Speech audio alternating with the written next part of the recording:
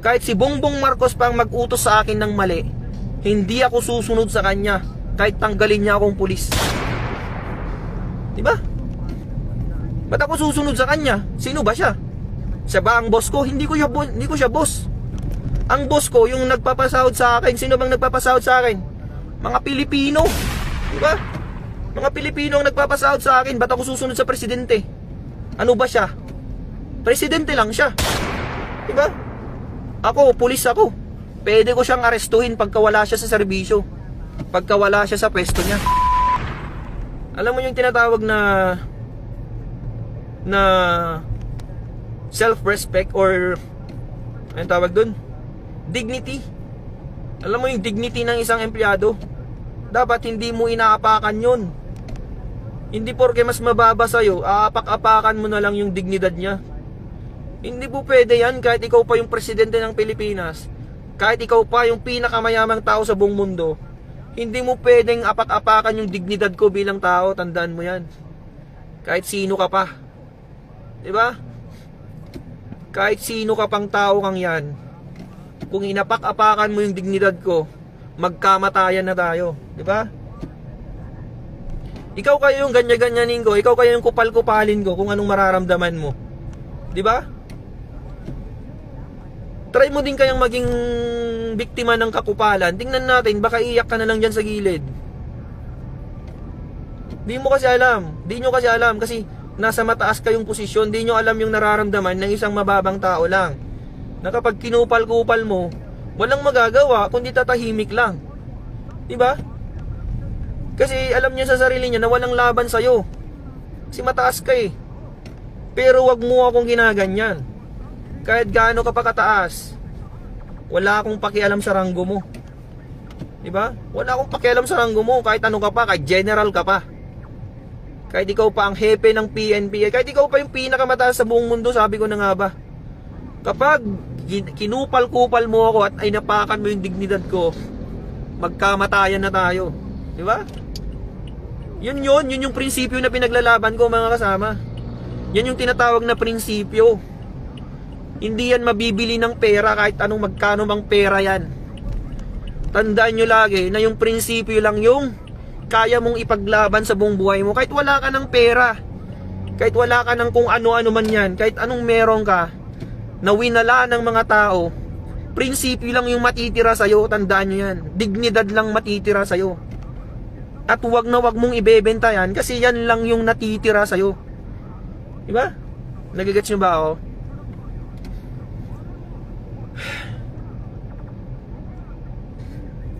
Wag na wag kayong papayag na yung dignidad mo bilang tao inaapakan lang ng kahit sino dyan. Putik, tao ka, may dignidad ka, may prinsipyo ka. Hindi pwedeng apak-apakan ka ng kahit sino. Bilang tao, pagkapanganak mo pa lang sa mundo, meron ka ng karapatang mabuhay. Meron ka ng karapatang irespeto ng kapwa mo tao. At hindi yun mawawala. At hindi pwedeng bilhin ng kahit magkano yun.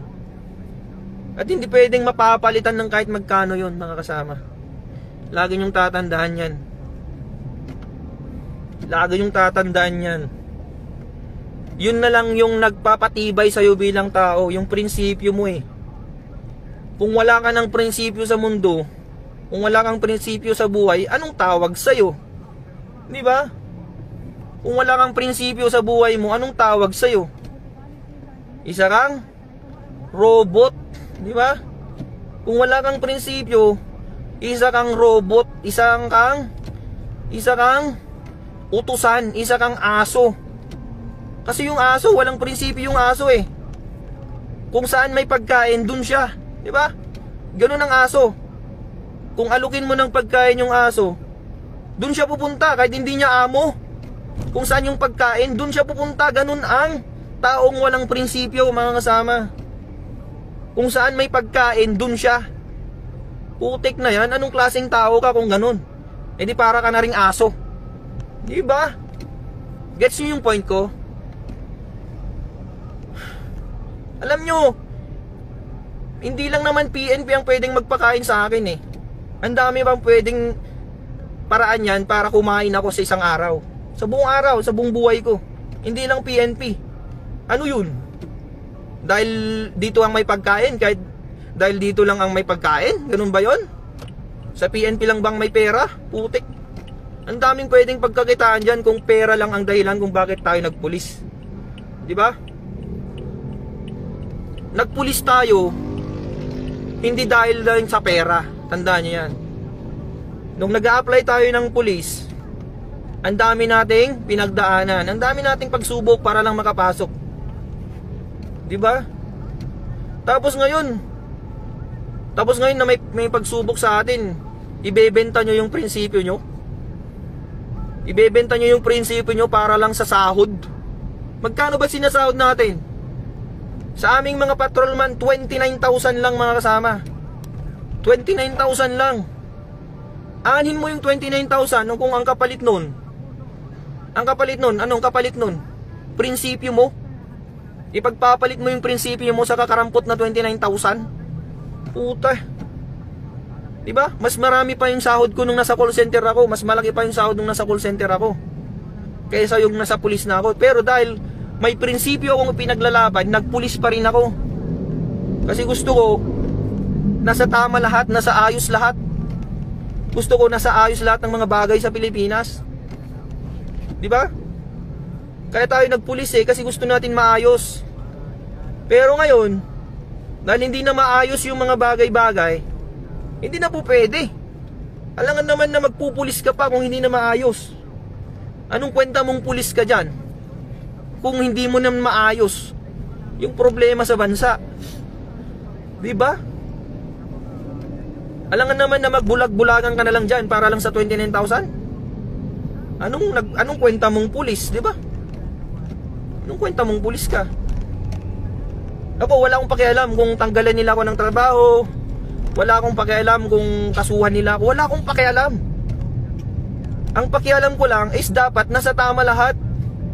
Nasa tama lang lahat dapat. Hindi pwedeng kung ano-ano na lang sasabihin sa atin, susunod-sunuran na lang tayo. Diba? Pulis ako, hindi mo pwede akong utusan. Patrolman lang ako, pero hindi mo ko pwedeng utusan ng mali. Kahit sino ka pa. Kahit ikaw pang presidente, sabihin ko na nga sa'yo, kahit si Bongbong Marcos pang mag-utos sa akin ng mali, hindi ako susunod sa kanya kahit tanggalin niya akong pulis. Diba? Ba't ako susunod sa kanya? Sino ba siya? Siya ba ang boss ko? Hindi ko siya boss. Ang boss ko yung nagpapasahod sa akin. Sino bang nagpapasahod sa akin? Mga Pilipino. Diba? Mga Pilipino ang nagpapasahod sa akin. Ba't ako susunod sa presidente? Ano ba siya? Presidente lang siya. Diba? Ako, pulis ako. Pwede ko siyang arestuhin pagka wala siya sa serbisyo. Pagka wala siya sa pwesto niya.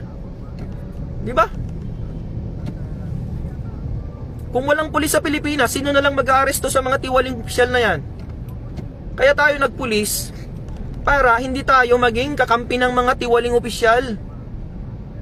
Tayo dapat nasa gitna lang tayo mga kasama. Nasa gitna lang tayo. Hindi pwedeng dahil presidente natin siya na yung susunundan natin.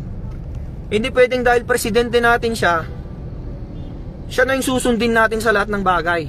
Hindi po pwede yun. Partisan ang tawag doon. Hindi porke presidente ka, susundin kita. Ano ka? Sino ka ba para sundin ko? Tama ka ba? Ang tanong, nasa tama ka ba para sundin kita? Diba? Sabi ko nga ulit sa inyo, kahit presidente ka pa ng Pilipinas, kung mali yung utos mo sa akin, hindi kita susundin. Sino ka ba para sundin ko? Diba? O, may tama daw ako May tama daw ako. May tama ka, sir. Kahit pa papanood to ni Bongbong Marcos, si Sir Bongbong Marcos, Sir President, pakinggan mo tong sasabihin ko, sir. Isa akong pulis ng Pilipinas, pero hindi ako sang-ayon sa ginagawa mo, sir. Diba? Hindi ako sang-ayon sa'yo. Kahit ano pang sabihin mo, sir, hindi ako susunod sa'yo. Kasi hindi mo naman ako pulis Bakit pulis mo ba ako? Pinapasahuran mo ba ako, sir? Hindi. Ang totoong may-ari sa profesyon ko, ang totoong nagpapasahod sa akin ay mga Pilipino, hindi ikaw. Presidente ka lang ng Pilipinas, pati nga ikaw, pinapasahuran namin eh. Sumasahod ka dahil sa pera ng Pilipino. Kaya isa ka rin, katulad ka rin namin nasa serbisyo publiko. Pare-pareho tayo, sir. Hindi ka commander-in-chief lang dyan. Ikaw ay isang public servant. Di ba? Public servant ka. Dapat magtrabaho ka rin. Hindi ka boss. Tandaan mo yan, sir, ha? Tandaan mo, sir, President Bongbong Marcos. Tandaan mo to. Isa kang public servant.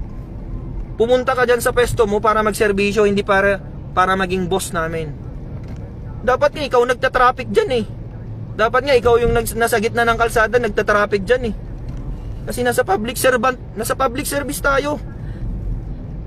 Hindi pwede yung presidente ka, dyan ka, nagiging boss ka dyan. Ano ka? Diba? Dapat leader ang tawag sa'yo. Hindi ka dapat nagiging boss dyan. Sino pa yung mga opisyal ng PNP dyan? Dapat kayo ngayon nasa gitna ng kalsada, dapat kayo yung leader. Hindi kayo boss dyan na parang hari kayo dyan na nakaupo sa napakagandang upuan para mag-utos-utos lang. Dapat leader kayo eh. Dapat kayong nangunguna sa serbisyo. Hindi yung nag-uutos-utos lang kayo dyan. Paano susunod yung mga tao sa inyo? Kayo mismo hindi nyo alam yung trabaho. Diba? Oh, hamunin ko kayong lahat dyan. Sa mga general dyan na nakaupo sa napakagandang upuan, sige, hamunin ko kayo. Alam nyo ba mag-serve ng traffic? Alam nyo ba? Alam nyo ba paano mag-traffic sa gitna ng traffic, sa gitna ng kalsada? Baka di nyo pa alam yan.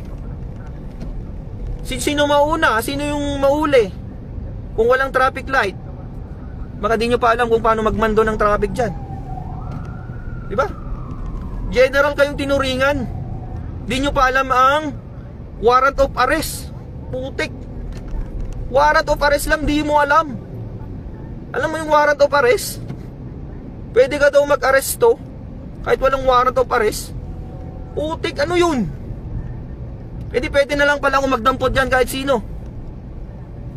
Diba? Di pwede lang pala akong magdampot-dampot dyan kahit sino. Kasi trip ko eh. Oh, mukha kang kriminal ah. Sabi ko, oy, mukha kang kriminal, halika nga dito. Arestuin kita, trip kita eh. Tanungin nung tao. Tanungin ng tao, sir, anong kasalanan ko? May warrant ka ba, sir? Ay, anong warrant? Di ba? Anong warrant? Puntahan mo, ay, sama ka sa akin. Sa presinto mo malalaman yung warrant mo. Kasi gagawin pa lang yung warrant mo. What a funny, di ba? What a funny idea. Di ba? Pwede ba yun? Bawal yun, nasa constitution yun, mga kasama. Bawal na bawal mag-aresto ng walang warrant of arrest. Maliban na lang sa tatlong exemption. Ano yung mga tatlong exemption na yun? Sabihin ko na sa'yo, sir. Ang mga tatlong bagay lang na pwedeng mag-aresto is in flagrante delicto. Ano pa yung isa? Hot pursuit. Tsaka yung escape from prison. Diba? Yun lang yung tatlong bagay na yun para wala kang warrant of arrest. Lahat na ng mga bagay maliban sa tatlong yun dapat meron ng warrant of arrest. Meron din palang isa mga kasama. Meron palang isa na pwede kang mag-aresto ng walang warrant of arrest. Ano yun? Kapag yung sa tingin mo, yung suspect, kapag sinerban mo ng warrant, pwede siyang tumakbo, pwede siyang manlaban. Kasi sasabihin mo sa kanya, oy Juan, sir Juan, halika nga dito, may warrant of arrest ka. Pag sinabi mong ganyan, may possibility kasi na manlaban siya. May possibility kasi na tumakbo siya. Nasa rules of court yan eh, 'di ba? May possibility kasi na manlaban siya or tumakas siya. Kaya wag mo na lang munang ipakita yung warrant of arrest niya. Wag mo munang ipapakita sa kanya.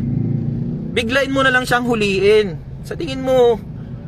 Kung sa tingin mo tatakas siya, biglain mo siya, parang dadamputin mo siya bigla. Pupusasan mo na siya agad. Kasi nga, kapag sinabi mong may warrant siya, may kaso siya, baka tumakbo siya. edi hindi mo na siya mahuli. So, pwede yon, pwede yung sabihin mo, damputin mo na siya agad. Pero, dapat, pagkadampot mo sa kanya, agad-agad, sabihin mo rin sa kanya at ipakita mo sa kanya yung warrant of arrest niya. At sabihin mo agad sa kanya yung mga rights niya, mga right to cancel, right to counsel, right to remain silent. Di ba? Di ba? Yun lang yun, yun yung apat na circumstansya para maging warrantless arrest. Pero, kung meron namang preliminary investigation yung kaso, kung meron namang preliminary investigation, kailangan ipakita mo yung warrant of arrest. Parang yung nangyari kay Rodrigo Duterte. May nangyaring preliminary investigation, mga kasama. May nangyaring investigasyon. Tapos, sasabihin nila, arestuhin kita kahit walang warrant of arrest. Pwede ba yun? Hindi po pwede yun, mga kasama. Kailangan ipakita mo muna yung warrant of arrest bago mo siya arestuhin. Bakit? Si Duterte ba tatakas ba yun kapag sinabihan mong may warrant of arrest siya? Di naman tatakas yun tsaka hindi naman manlalaban yun Prosecutor kaya yun, alam niya yung batas yun. Pero anong ginawa nyo sa kanya? Anong ginawa nyo sa kanya? Wala, mali yung ginawa nyo sa kanya. Inaresto nyo siya nang walang warrant of arrest at hindi nyo sinunod yung batas ng ICC. Ang sabi sa ICC, pagkatapos nyo maaresto yung isang tao, dapat dalhin nyo siya sa competent judicial authority, mga kasama. Competent judicial authority. Pero anong sabi ng administrasyon? Anong sabi ng administrasyon regarding that? Ang sabi nila, competent authority daw yung competent judicial authority daw yung DOJ na nandun. Putik na yan. Anong klaseng pag-iisip yan, mga kasama? Paano naging competent judicial authority yung DOJ? Ang DOJ, mga kasama, is considered as quasi-judicial. Quasi-judicial lang siya. Hindi siya fully competent judicial authority. Bakit? Korte ba ang DOJ? Korte ba ang DOJ? Siyempre hindi. Department of Justice is not a court. Ang sinasabi ng ICC, pagkatapos nyo mahuli si Duterte, dapat dalhin nyo sa competent judicial authority. Ano yung competent judicial authority na yan? In short, ang tawag dyan ay korte. Kahit anong korte sa Pilipinas, pwede. Kahit nga sa pinakamababang korte na lang sana Pero anong ginawa? Dinala saan? Villamor Air Base, mga kasama.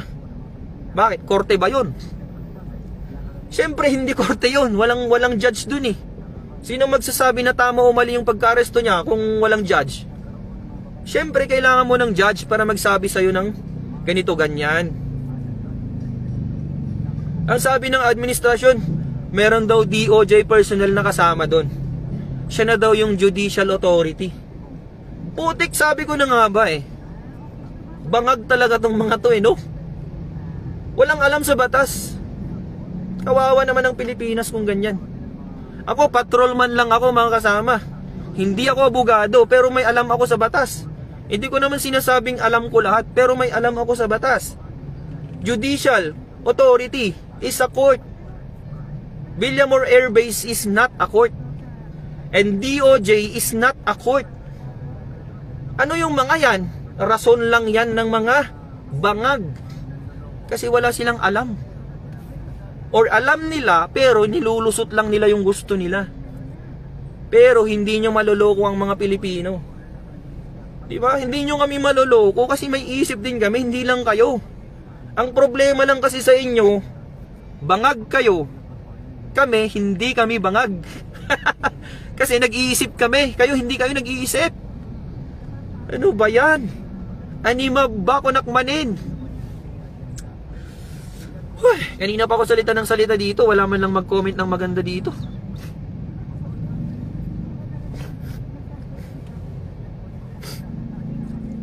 Ang pinaglalaban lang natin dito, mga kasama, hindi tayo partisan na, hindi tayo maka Duterte, hindi tayo maka Marcos. Sasabihin ko sa inyo ha, clarification lang. Hindi ako maka Marcos, hindi rin ako maka Duterte. Ang akin lang, ang sinasabi ko lang is mali yung pagka-aresto kay Duterte. 'Di ba? Maling-mali yung pagka-aresto sa kanya. Anong sabi sa batas kapag mali yung pagka-aresto sa kanya? O mga pulis, mga men in uniform dyan, tanungin ko kayo, anong mangyayari kapag mali yung pagka-aresto sa isang suspect? Ang tinatawag natin dyan, invalid arrest or unlawful arrest. Anong mangyayari dyan? Okay, sagot kayo. Anong mangyayari dyan kapag unlawful arrest o yung pagka-aresto ng isang suspect ay invalid or unlawful? Ano yun? Ang mangyayari dyan mga kasama, kapag unlawful arrest or invalid arrest, it's considered as ano?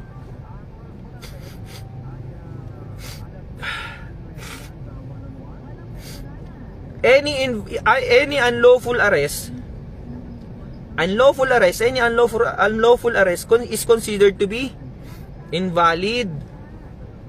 Ibig sabihin nun mga kasama, kapag unlawful yung pagka-arrest mo, hindi sang-ayon sa batas yung pagka-arrest mo, yung pagka-aresto mo na yun, it's considered as invalid. Anong ibig sabihin nun? Oh, inaresto ko si Juan, hindi dumaan sa tamang proseso. Okay, si Juan mapapawalang bilanggo siya, mapapalaya siya. Mapapalaya siya. Parang kayo nangyari kay Duterte. Kapag unlawful yung pagka-aresto sa kanya, ang mangyayari sa kanya, magiging invalid yung arrest niya. Ibig sabihin, kapag invalid yung arrest niya, mapapawalang bilanggo siya. Pwede siyang pabalikin sa Pilipinas. Yun yung mangyayari dyan. Okay na ba? Clear na ba tayo dyan mga kasama? Patrolman lang ako, patrolman ako. Tuturuan ko mga general, putik. Ano ba yun? Anong klaseng mga Pilipino tayo? Anong klaseng Pilipino tayo mga kasama? Di ba kayo nahiya na ganyan ang nangyayari? Yung pinakamababang pulis, siya pa ang nagtuturo sa mga pinakamatataas na pulis. What the hell? Mahiya naman kayo sa mga bumbunan nyo. Hindi nyo pa alam ang batas. Ang tagal nyo na sa serbisyo, di nyo alam ang batas. Ano ba yan? Nakakahiya tayo. Dismiss yung kaso, mapapawalang sala. Oh, yun, sabi. Tama ka, sir. Si Benji Campomanes. Tama ka dyan, sir. Kapag mali yung pagka-aresto sa isang suspect, kapag unlawful, if it's not in accordance with the law, if you arrest the person not in accordance with the law, it's considered unlawful. And if it's unlawful arrest, it's considered invalid. And if it's invalid, it's already invalid from the beginning. Ibig sabihin, walang sala yung inaresto mo. Naintindihan nyo ba? Tatagalogin ko pa ba? Huwag na, kasi nakakapagod mag-explain. Basta alam nyo na yun. Walang sala si Rodrigo Duterte kasi mali yung pagka-aresto sa kanya. That's it. Mali yung pagka-aresto sa kanya. So ibig sabihin, walang sala si Duterte. Ibig sabihin, pauwiin na siya sa Pilipinas. Hindi mo pwedeng i-detain yung tao na walang kasalanan, na walang kaso. Wala nga siyang kaso eh. Ba't nyo i-detain dyan sa ICC? Yun lang ang point ko mga kasama. Kaya ako galit na galit, kasi mali yung sistema natin. Mali pa yung mga mindset ng mga opisyal natin. Ang daming mali sa Pilipinas. Ang daming mali. Pulis ako pero Pulis ako. Pero bakit? Ano ranggo ko? Ano ba yung ranggo ko? Patrolman PO1. Pinakamababang ranggo sa PNP mga kasama. Pero ako pa yung nagle-lecture, ako pa yung nagsasabi sa mga general kung anong dapat at hindi dapat. Mahiya naman kayo mga sir. Nakakaya kayo. O patawag nyo ako ngayon sa krame. Amunin ko kayo mga sir ha, mga general. Chief PNP, this is for you sir. Sabihin ko na sa iyo, ang sinabi mong statement na kaya, ang sabi mo sir, kaya ano sabi no? Hindi lahat or ano sabi niya?